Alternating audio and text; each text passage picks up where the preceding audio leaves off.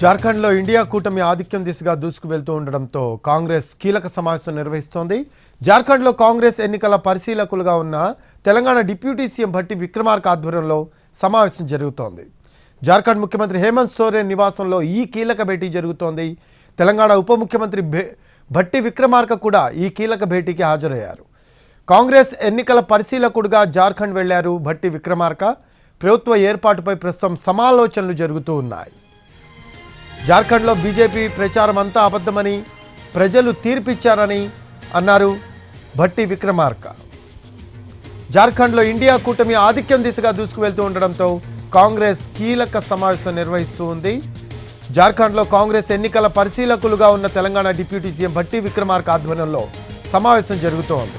ప్రభుత్వ ఏర్పాటుపై ఈ సమావేశంలో సమాలోచనలు చేస్తూ ఉన్నారు. అయితే భట్టి విక్రమార్క జార్ఖండ్లో బీజేపీ ప్రచారం అంతా కూడా తప్పు అని ఈరోజు ప్రజలు నిరూపించారు అని చెప్పారు.